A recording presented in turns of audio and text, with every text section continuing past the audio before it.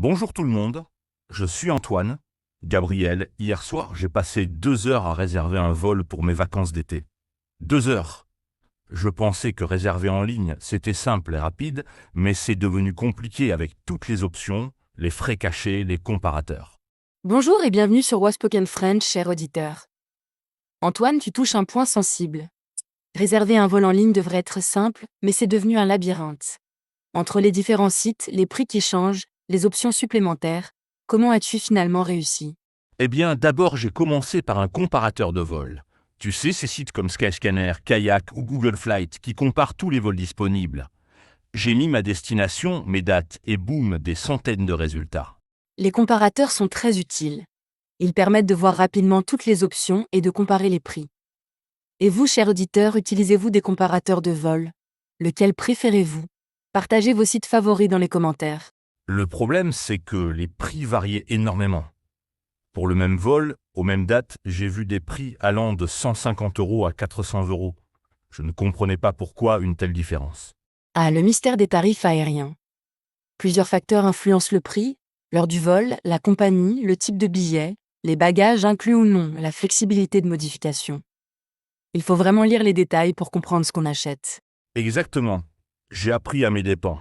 Le vol le moins cher n'incluait pas de bagages en soute, pas de choix de siège, pas de repas et impossible de modifier ou annuler.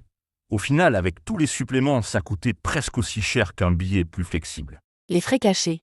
C'est la stratégie de beaucoup de compagnies low cost. Elles affichent un prix attractif, mais ensuite on paie pour tout. Bagages, sièges, priorité d'embarquement, même l'impression de la carte d'embarquement parfois. C'est frustrant. Tu penses faire une bonne affaire et au final, tu paies autant, sinon plus. Maintenant, je calcule toujours le prix total avec tous les suppléments dont j'ai besoin avant de choisir. Très sage. Le prix affiché n'est pas le prix réel. Il faut toujours aller jusqu'au bout du processus de réservation pour voir le prix final. Nos auditeurs, avez-vous déjà eu des surprises désagréables avec les frais supplémentaires? Une autre chose compliquée, choisir les bonnes dates. Les prix changent énormément d'un jour à l'autre. Partir un mardi au lieu d'un samedi peut économiser 100 €. Alors j'ai dû être flexible sur mes dates. La flexibilité paie.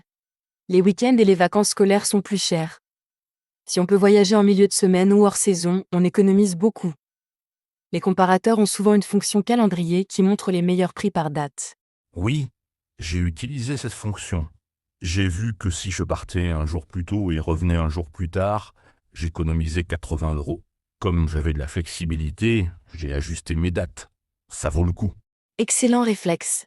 80 € économisés, c'est presque une nuit d'hôtel. Être flexible sur les dates, et même les aéroports peuvent vraiment faire la différence sur le budget vacances. Parlons aussi du timing de réservation.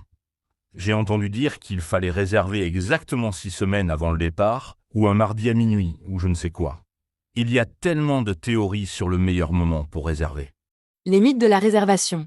En réalité, il n'y a pas de formule magique. En général, réserver trop tôt ou trop tard, c'est plus cher. Le sweet spot, c'est entre 6 semaines et 3 mois avant le départ pour les vols européens. C'est ce que j'ai fait. Je pars dans 3 mois et j'ai trouvé de bons prix. Mais j'ai aussi créé des alertes de prix sur le comparateur. Si le prix baisse, je reçois une notification. Peut-être que je pourrais trouver encore moins cher. Les alertes de prix sont géniales. On peut surveiller un vol sans passer des heures à vérifier manuellement. Et vous, chers auditeurs, utilisez-vous les alertes de prix? Avez-vous déjà trouvé de bonnes affaires grâce à elles? Maintenant, parlons du choix de la compagnie. Compagnie traditionnelle ou low cost. J'ai hésité longtemps. Les compagnies traditionnelles comme Air France sont plus chères mais incluent plus de services. Le dilemme du voyageur moderne. Les compagnies traditionnelles offrent confort, service, flexibilité. Les low cost offrent des prix bas mais service minimal. Pour un court vol, le low cost suffit. Pour un long courrier, le confort devient important. Moi, je vais à Barcelone, c'est juste 2 heures de vol. J'ai choisi une compagnie low cost finalement. Pour 2 heures, je n'ai pas besoin de repas gastronomiques ni de sièges ultra confortables. Je veux juste arriver à destination. Pragmatique. Pour les courts trajets, le low cost est parfait. Mais il faut accepter les contraintes, arriver tôt, embarquement strict, pas de luxe. Si on comprend et accepte ces règles, ça se passe bien. Une étape stressante, remplir toutes les informations personnelles. Nom, prénom, date de naissance, numéro de passeport. Il faut tout écrire exactement comme sur les documents officiels. Une seule erreur et on peut avoir des problèmes à l'aéroport. Absolument crucial. Une erreur de nom, même une simple faute de frappe, peut empêcher l'embarquement. Il faut vérifier, revérifier et encore vérifier avant de valider. C'est fastidieux mais essentiel. J'ai vérifié 3 fois. J'ai même demandé à ma femme de vérifier après moi. On n'est jamais trop prudent. Et puis, modifier un nom après achat, c'est compliqué et souvent payant quand c'est possible. Très sage. La relecture croisée évite les erreurs. Et certaines compagnies ne permettent aucune modification de nom. Le billet devient inutilisable. Nos auditeurs, avez-vous déjà fait une erreur en réservant? Comment avez-vous résolu? Ensuite, il y a toutes les options supplémentaires. Assurance annulation, siège avec plus d'espace pour les jambes, embarquement prioritaire, bagages supplémentaires. À chaque étape, on te propose quelque chose en plus à acheter. Le marketing agressif, les sites de réservation essaient de vendre un maximum d'options. Certaines sont utiles, d'autres sont superflues. Il faut savoir dire non et acheter seulement ce dont on a vraiment besoin. Moi, j'ai pris juste un bagage en soute parce que je pars une semaine. Le reste, j'ai refusé. Pas besoin d'embarquement prioritaire, pas besoin d'assurance annulation pour un vol à 150 €. J'ai économisé au moins 50 € en refusant ces options. Excellent. L'assurance annulation, c'est utile pour les gros billets ou si on a des problèmes de santé, mais pour un petit vol flexible, ce n'est souvent pas nécessaire. Il faut évaluer le rapport coût-bénéfice. Une chose qui m'a surpris, les sièges. Certaines compagnies font payer pour choisir son siège. Si on ne paie pas, ils attribuent un siège aléatoire. On peut se retrouver séparé de sa famille ou coincé au milieu entre deux inconnus. La monétisation de tout. Avant, choisir son siège était inclus.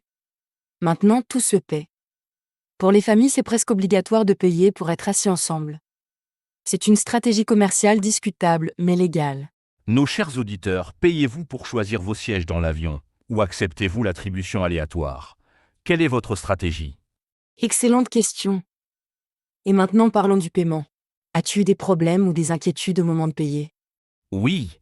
D'abord, j'ai vérifié que le site était sécurisé. Il faut regarder le petit cadenas dans la barre d'adresse. Ensuite, j'ai préféré payer par carte bancaire plutôt que par virement pour avoir une protection en cas de problème. La sécurité du paiement en ligne est cruciale. Les cartes bancaires offrent souvent une protection contre la fraude. Certaines personnes utilisent des cartes virtuelles ou PayPal pour plus de sécurité. Nos auditeurs, comment payez-vous vos vols en ligne? Et puis, j'ai fait attention aux frais de paiement. Certains sites ajoutent des frais selon le mode de paiement. Payer par carte coûte plus cher que par virement. C'est encore un frais caché qui augmente le prix final. Les frais sur frais. Parfois, le prix initial a doublé à la fin avec tous les suppléments et frais.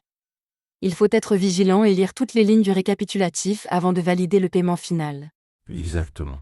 Après avoir payé, j'ai reçu un email de confirmation.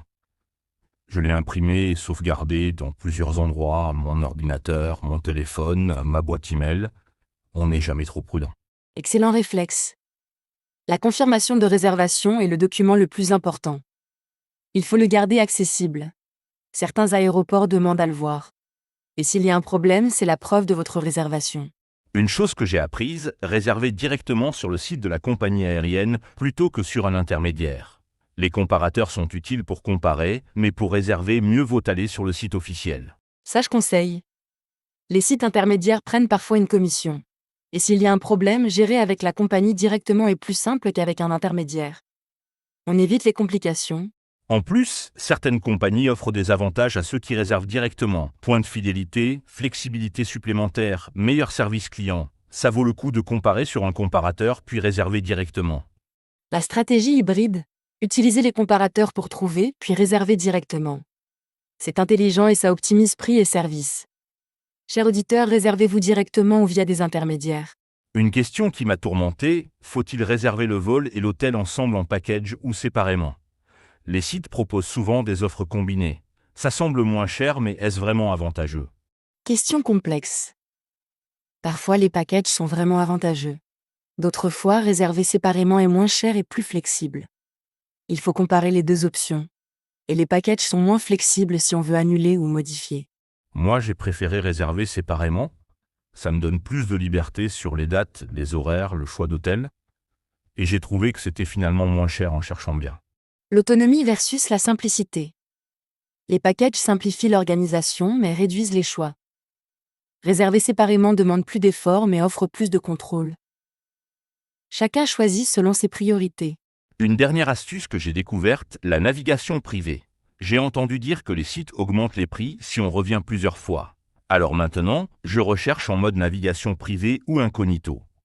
Le mythe de la manipulation des prix. Certains disent que c'est vrai, d'autres que c'est faux. En réalité, les prix changent constamment selon l'offre et la demande.